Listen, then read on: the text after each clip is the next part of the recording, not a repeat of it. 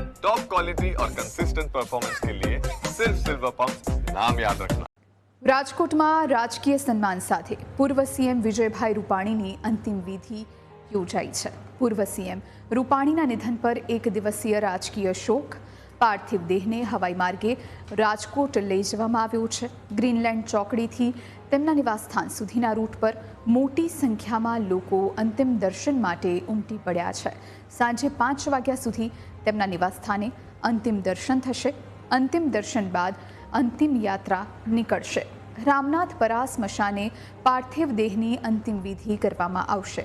મંગળવારે રેસકોર્સ ખાતે પ્રાર્થના સભા રાખવામાં આવી છે।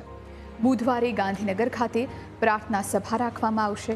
20 જૂને કમલમ ખાતે સાંજે 4 થી 6 વાગ્યા સુધી પ્રાર્થના સભાનું આયોજન કરવામાં આવ્યું છે। આજ વિશે વધુ જાણકારી માટે સંવાદદાતા ઋષિ આપણી સાથે રાજકોટથી લાઈવ જોડાયા છે। ઋષિ, અંતે પાર્થિવ દેહ વિજયભાઈ રૂપાણીનો રાજકોટ પહોંચી ચૂક્યો છે।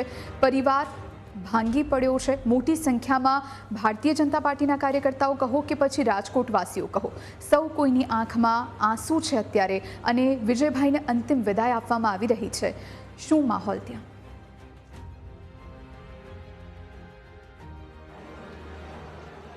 હાલ અત્યારે વિજયભાઈ રૂપાણીનો પાર્થિવ દેહ પૂજિત રૂપાણી ટ્રસ્ટ ખાતે પહોંચ્યો છે। પૂજિત રૂપાણી મેમોરિયલ ટ્રસ્ટની સ્થાપના વિજયભાઈએ વર્ષ 1994માં કરી હતી।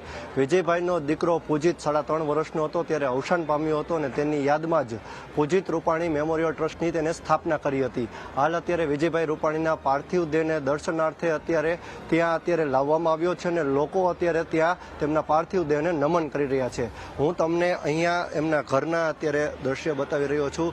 મોટી સંખ્યામાં વિજયભાઈ રૂપાણીના પરિવારજનો, સગા સ્નેહીઓ અને સમર્થકો તે અહીંયા પહોંચ્યા છે। ખાસ ભારતીય જનતા પાર્ટી સાથે જેનો વર્ષો જૂનો નાતો છે અને 6 વર્ષથી વધુ સમય જેમને ગુજરાતની ધરા રાજ્યના મુખ્યમંત્રી તરીકે સંભાળી, ખાસ વિજયભાઈનું વ્યક્તિત્વની વાત કરવામાં આવે તો વિજયભાઈના આ વ્યક્તિત્વને લીધે જ અત્યારે આ ભીડ તેની જોવા મળી રહી છે અંતિમ યાત્રા માટે। રાજકોટમાં અત્યારે તેમના આ પ્રકાશ સોસાયટી સ્થિત નિવાસ સ્થાને તેમના મૃતદેહને લાવવામાં આવશે અને પાર્થિવ દેહના દર્શન અહીંયા લોકો કરશે। ત્યારબાદ ગાર્ડ ઓફ ઓનર આપવામાં આવશે અને ગાર્ડ ઓફ ઓનર આપીને અંતિમ યાત્રાની શરૂઆત થશે। મોટી સંખ્યામાં જ્યારે પરિવારજનો, સગા સ્નેહીઓ અહીં આવ્યા છે ત્યારે આપણે વાત કરીએ, શ્રદ્ધાંજલિ આપવા આપ પણ અત્યારે ઉપસ્થિત થયા છો। શું કહેશો આજના દિવસે જ્યારે વિજયભાઈનો પાર્થિવ દેહ પૂજિત રૂપાણી ટ્રસ્ટે પહોંચ્યો છે? ખરેખર ખૂબ દુઃખદાયક ઘટના બની છે અને ખાસ કરીને રાજકોટ અને સૌરાષ્ટ્રે એના વિકાસદાતાને ગુમાવ્યો છે। શું શબ્દો બોલવા એ સમજાતું નથી, પણ વિજયભાઈની ખોટ એક દૂરંદેશી, એક સંવેદનશીલ નેતા તરીકે કાયમ સૌરાષ્ટ્રને સાલશે। અને આ તકે સૌરાષ્ટ્ર વેપાર ઉદ્યોગ મહામંડળ એવું માને છે કે જે રાજકોટનું આંતરરાષ્ટ્રીય એરપોર્ટ છે એને વિજયભાઈ રૂપાણી નામકરણ કરીને પૂર્ણ શ્રદ્ધાંજલિ અર્પણ કરવાનો પ્રયાસ કરવો જોઈએ। વિજયભાઈએ રાજકોટને અનેક ભેટ આપી, એમાં સ્વજન કહી રહ્યા છે કે આંતરરાષ્ટ્રીય હીરાસર એરપોર્ટને વિજયભાઈ રૂપાણી એરપોર્ટ નામ આપીને તેમને સાચી શ્રદ્ધાંજલિ આપવી જોઈએ। આપ પણ અત્યારે શ્રદ્ધાંજલિ આપવા ઉપસ્થિત થયા છો। શું છે આપની યાદો વિજયભાઈ સાથે? વિજયભાઈ એક સનિષ્ઠ કાર્યકરથી માંડી અને મુખ્યમંત્રી સુધી તેમને કામ કર્યું છે। એ સિવાય સંગઠનમાં એની ઉમદા ભૂમિકા હતી। નાનામાં નાના કાર્યકરને તેઓ સાંભળતા।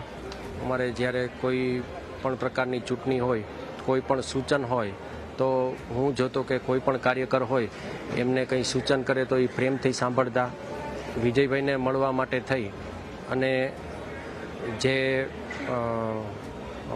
કોઈ સહજ વ્યક્તિ તરીકે તમે મળતા હોય એવો આભાસ થાય, એના માટે થઈ અને તમારે ક્યારેય કોઈ એપોઇન્ટમેન્ટ કે એવું કંઈ લેવું પડે એવું ક્યારેય બન્યું નથી। અને નાનામાં નાના કાર્યકરને તેઓ પ્રેમથી એક ભાતૃભાવની દ્રષ્ટિએ જોતા અને જેથી એમનું જે વ્યક્તિત્વ છે એ હંમેશા ને હંમેશા યાદ રહેશે સૌને। એમના માટે થઈ અને મેં બંને વિધાનસભામાં એમની જે ઇલેક્શન હતું તો ત્યારે કાર્ય કરેલું. અને તેઓ જ્યારે 2003માં સંગઠન મહામંત્રી હતા અને સૌરાષ્ટ્રની જવાબદારી હતી નરેન્દ્રભાઈ મોદીના, જ્યારે અહીંયા 69માં જ્યારે લડવાનું થયું તો ત્યારે એમને જે કાર્યવાહી કરેલી એ ખરેખર ઉમદા અને એક જે બહુ જ મોટી જવાબદારી એમને સંભાળી અને કરેલી. હવે તેઓ જ્યારે આ દુનિયામાં નથી રહ્યા ત્યારે ભારતીય જનતા પાર્ટીને ખૂબ જ મોટી ખોટ પડશે. એક બાદ એક આગેવાનો અત્યારે અહીં આવી રહ્યા છે. ખાસ કરીને રમેશભાઈ ધડુક પણ આવ્યા છે. રમેશભાઈ, શ્રદ્ધાંજલિ આપવા આપ પણ આવ્યા છો, શું કહેશો? વિજયભાઈ સાથે તો અનેક સંભારણા આપના. વિજયભાઈ સાથે અમારે રાજકીય કરતા પરિવારનું નાતો હતો અને એક આપણે સારા આગેવાન ગુમાવ્યા છે કે આખા સૌરાષ્ટ્રમાં એવડી એની લોકચાહના હતી. ખૂબ લોકોને દુઃખ થયું છે અને એક સારા નેતા અમે આજે ગુમાવ્યા. તમે ક્યારેય રજૂઆત કરી હોય અને વિજયભાઈનો નકારો ક્યારેય નથી આવ્યો? કોઈ પણ કામ હોય તાત્કાલિક અસરથી તે કામ થતા? વિજયભાઈ પહેલાં તો એક એવા મુખ્યમંત્રી હતા કે સીધા મોબાઈલ ઉપર અમે ફોન કરતા અને મોબાઈલ ઉપર જવાબ દેતા. અમારે ગમે ત્યારે મળવું હોય, અમારે કોઈ ટાઈમ લેવો નથી પડ્યો.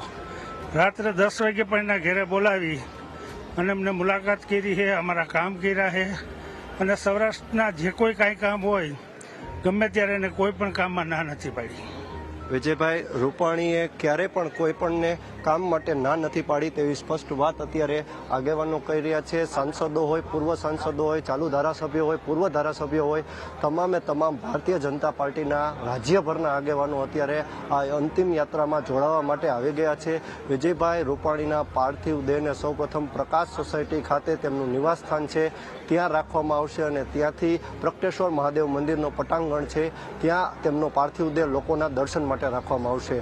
ખાસ આ લોકો મોટી સંખ્યામાં, હજારોની સંખ્યામાં અત્યારે તેમના નિવાસ સ્થાને ઉમટી રહ્યા છે. ત્યારે માત્ર રાજકોટ અને સૌરાષ્ટ્ર જ નહીં પરંતુ સમગ્ર ગુજરાત અત્યારે શોકમય છે. જી બિલકુલ ઋષિ, લગભગ કેટલા વાગ્યા આસપાસ ત્યાં તેમનો પાર્થિવ દેહ આવી પહોંચવાનો છે અને સાથે અન્ય રાજકોટવાસીઓ પણ ત્યાં ઉપસ્થિત છે. સૌ કોઈની આંખો અત્યારે ભીની છે, એમની લાગણી જાણવાનો પણ પ્રયત્ન કરીએ.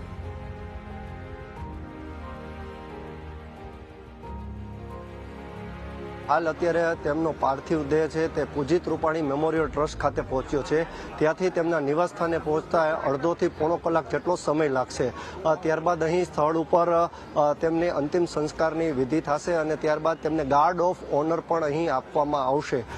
રાજકીય શોક સાથે સર્વે ગુજરાતવાસીઓ અત્યારે શોકમગ્ન છે. અત્યારે રાજકીય શોક સાથે પણ અત્યારે આ જે અંતિમ યાત્રા છે તે નીકળવાની છે ત્યારે સૌ કોઈની આંખો નરમ છે. અત્યારે આપણે સાથે સજ્જનો પણ જોડાયા છે. તમે પણ વિજયભાઈ સાથે જોડાયા, શું કહેશો કે ખાસ તેમનો જે મોત છે એટલે કે મૃત્યુ છે કોઈ માનવા તૈયાર નથી? કોઈને વિશ્વાસ જ ના આવે. માણસ જ એવા હતા, બધાના દિલમાં વસેલા છે. પબ્લિક જોવો તમે, બધા નાના મોટા બધા માણસોના દિલમાં વસેલા છે વિજયભાઈ. વિજયભાઈની ખોટ તો આખા રાજકોટ નહીં, આખા ગુજરાતને ખોટ છે. બહુ. આપના શું સંભારણા છે વિજયભાઈ સાથેના? હું તો ખાસ અંગત છું, હાવ મિત્ર. કોઈ એવો પ્રસંગ તમે કહેવા માંગશો આજે જ્યારે વિજયભાઈની અંતિમ યાત્રા નીકળી રહી છે કે કાયમી તમને એક સંભારણા રૂપ બની રહેશે? વિજયભાઈને અમારા કાંઈ પ્રોબ્લેમ હોય, વિજયભાઈને એક ફોન કરીએ તરત સૂચના આપી દઈએ. વિજયભાઈ થકી અમે એક મંદિર બનાવ્યું સરસ, બરાબર. એમાં રૂકાવટ આવતી હતી, વિજયભાઈ ચોખ્ખું ઓર્ડર કરી દીધો ઉપર કમિશનરને કે અહીંયા કાંઈ કરવાનું નથી, બનાવવા દો મંદિર. કોઈ પણ કામ હોય, નાનો મોટો માણસ હોય, એના માટે કોઈ પણ કહીએ એટલે ઓન ધ સ્પોટ. વિજયભાઈ તો રાજકીય માણસ નતા, રાજકીય માણસ દુનિયાના જોયા. વિજયભાઈ રાજકીય માણસ જ નતા, બધાના પોતાના કરીને હાલે બધાને. વિજયભાઈ રાજકીય માણસ નહોતા, એક કોમન મેન, સીએમ તરીકેની એની ઓળખ હતી. આપણે અન્ય પણ આગેવાનો સાથે વાત કરીએ. જે રીતે ચેતનભાઈ, આપ પણ અહીંયા ઉપસ્થિત છો, શ્રદ્ધાંજલિ આપ પણ અર્પી રહ્યા છો, શું કહેશો? વિજયભાઈ સાથે આપના તો અનેક સંભારણા. કોરોના કાળમાં સ્વામિનારાયણ સંપ્રદાયમાંથી મેં લગભગ 15 કરોડ રૂપિયા જેવા મુખ્યમંત્રી રાહત ફંડમાં પૈસા આપ્યા. એક કરુણ હૃદયનો માણસ હતો. આજ વિજયભાઈ રૂપાણી વગરનું રાજકોટ ખાલી છે. આજ રાજકોટ શોકમય રાજકોટ બંધ છે.